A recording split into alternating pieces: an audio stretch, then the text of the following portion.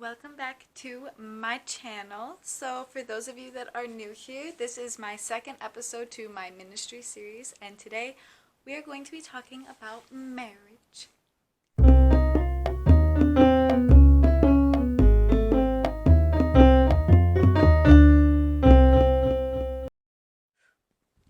You guys will have to excuse my appearance. I am totally slacking today because my beautiful baby girl has been keeping me up at all hours of the night. So she is 3 weeks old today actually, so I can't really complain about the lack of sleep because she's still pretty young yet. I'm hoping that she'll get on a better schedule because last night I think I maybe slept 3 hours. So I'm going to just slack off today and be comfortable. Nobody wants to try hard when they're sleep deprived and exhausted, so I'm just bumming. So don't mind my look because it's not the best.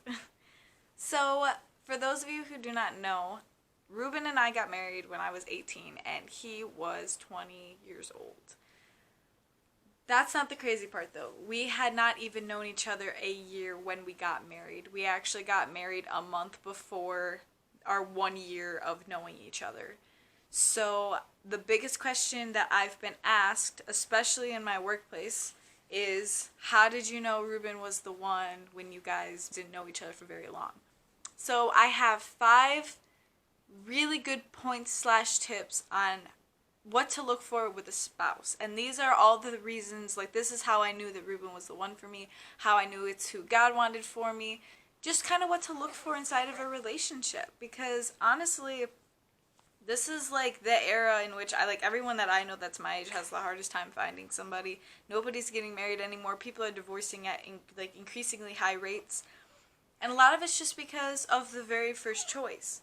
You're choosing the wrong people to be with. You need to know what to look for, and you need to be able to plan accordingly because you can get led astray, especially if you're lonely and you just want to find somebody. Number 1, attraction is important, but looks are only skin deep. I will admit that I struggled with this one for a very long time in my teen years. I did not give people chances because of how they looked. I would judge you and I'd peg you and I'd be like, I don't want anything to do with you because you're like this. Don't be like that. Because, and the reason I say this, the reason I know not to be like that is because if Ruben and I had met in person before I got to know him, I would not have given him a chance. That was a huge problem because literally, he reached out to me on Instagram and that's how I got to know him. And we got to know each other through that, and I fell for him as a person. Looks fade away. That's the thing. I look at Ruben and I think he's probably the best looking man I've ever seen in my life now. He's my husband. I love everything about him, every single feature, everything. We have the most beautiful daughter and she inherited so many of his features, and I love that about her. She just looks so much like her daddy. All of that came with me falling in love with him. And the only reason I fell in love with him was because I got to know him as a person. The point is looks fade away. You're never going to look the way you did when you first met somebody. Keep that in mind. Attraction is important, but the looks fade away. They don't last. They're only skin deep. Looks, yeah, they don't matter. They really don't. They do not matter. It is who they are as a person on the inside and who they are with a relationship with the Lord. All of that is what matters, not what they look like on the outside at all. Number 2, do not settle for somebody who enables your worst traits.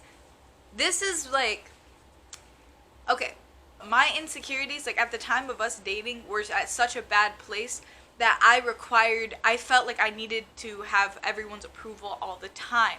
That was by far my worst trait. By far. It still is. I want people to be pleased. I don't like people to be unhappy with me. I want people to like me. That is literally my worst trait. And when we started dating, he pegged me right away. And the first thing he did was he just asked me, why do you care what people think about you? And that is so important. In our relationship, the reason we are where we are is because instead of enabling me to continue to be like that, he encouraged me to not care what people think because it doesn't matter. The problem with society is that they push the narrative that you have to love yourself so much that whoever you date or whatever needs to accept you for who you are in and out. No matter what your traits are, they have to accept everything about you. And that's not true. That's not a true relationship. If someone loves you, like for really, like really, really loves you, they're going to encourage you to be your better self, to be a better person. You want somebody who encourages you to be the best you can be. Not because they don't like who you are, but because they know you can be better. Number 3, look for somebody who wants to help you grow as a person and grow with you. This one is a big, big pet peeve of mine. I know so many people that get into these relationships where they do the starting steps, right? They start dating, first kiss, boyfriend, girlfriend, promise ring, let's move in together, and then it stops. The growth just halts.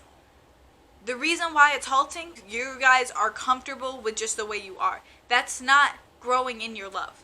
That's being content with what you have. You're settling for what you have.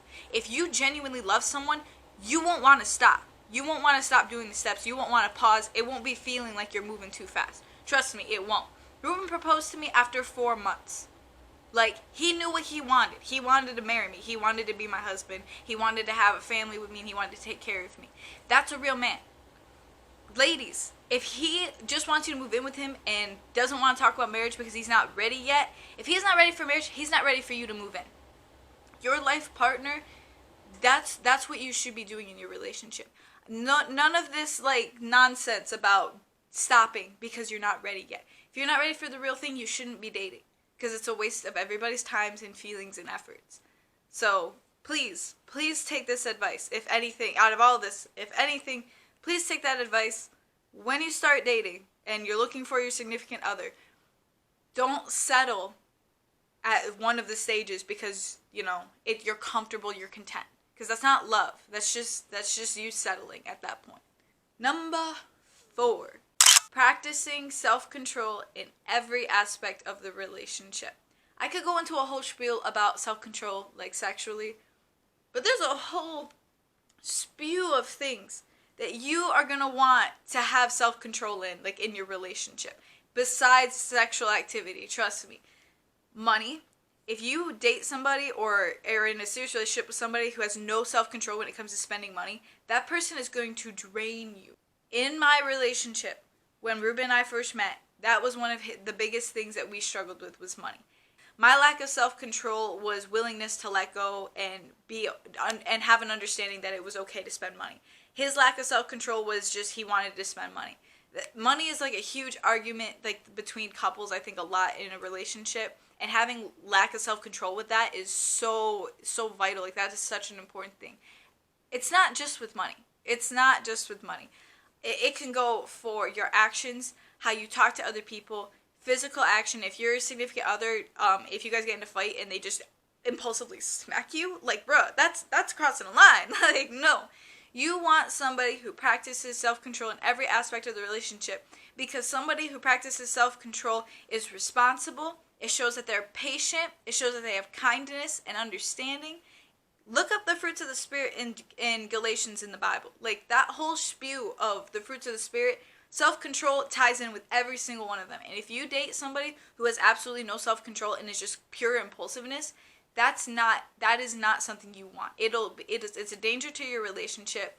I know way too many girls who are in relationships where they'll come to work and be super upset because their boyfriend said something really hurtful to them and they weren't even fighting. And it's like, that's a huge indicator. If that's not an indicator, I don't know what is.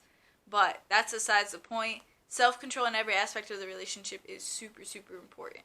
And that brings us to our 5th and final point. There's a lot more just to clarify, but I didn't want to make this video too long, and I have a really bad habit of just talking, like really talking, and I have a hard time editing my own videos because I talk so quick and so much. So, so the 5th point, it is the Lord's job to shape someone, not yours. Ruben and I did not have a perfect relationship starting out. It was actually really rocky because of me. That's like a different video though. I had a lot of personal baggage. But a big thing was that Ruben was trying really, really hard to help me on his own. And the thing is, And what I've learned and what I've seen is that when you try to have that kind of control in a relationship where you're stepping in and you're trying to help somebody grow as a person, like on your own, like not grow as a person, but like fix them, help shape them as a Christian, it gets really messy. Because if it's not working, if what you're doing is not being helpful, there will be resentment and there will be blame. If not for yourself, then they will blame you and they will have resentment towards you because you're not helping. The best thing you can do in a relationship, like if you're with somebody who is saved but is having like a hard time with the Lord, it is not your job to try to fix them. You can't fix them. Only God can help shape somebody, or can shape somebody into who they're supposed to be. Your job is to pray for them and to encourage them to walk in the line of faith. You cannot make somebody who they're supposed to be. I think the biggest problem is that people try too hard to fix people that are broken on their own. And I know a lot of people that are in relationships where like they know their significant other is struggling with this addiction and struggling with this personal issue. And instead of trying to let it be in the Lord's hand and encourage them to go to the Lord to fix it, they're trying to fix it on their own, and it's draining them. It's just making them like just run rugged for them. And that is the worst thing in a relationship. And that's why it's so important to remember that if your spouse or your significant other is struggling with something, just know that it's not in your hands to fix it. You can't fix it because we're all sinful people, and you're not perfect, and there's only so much you can do.